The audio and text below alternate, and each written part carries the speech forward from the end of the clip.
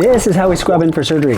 I'm not actually scrubbing in for surgery, but I just kind of want to show you the process because my hands are kind of a little bit dirty. Basically, what you want to do is get your hands wet, a little pre-wash, and you take this and you kind of get everything all kind of nice and scrubby. And then you take this thing. Guess what this thing is for?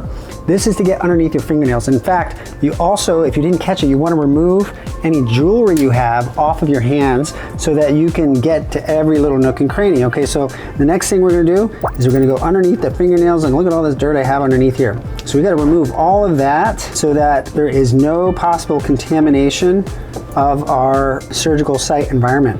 Now, we get everything scrubbed up again, and then we use this brush side. Boom, boom, boom, boom, boom, boom. And all in those little nooks and crannies. And we want to do this. We want to go over the hands, all over, up the arms. Okay, I'm just going to spare you that detail. Lastly, what you want to do is rinse off so that it goes down the elbow. Okay, so that's kind of an important thing. You don't want to have water go down your hand after you wash your hands. This is magic. You can have an automatic sensor or a foot pedal. I like the foot pedal because I can control it. And then you go up like this.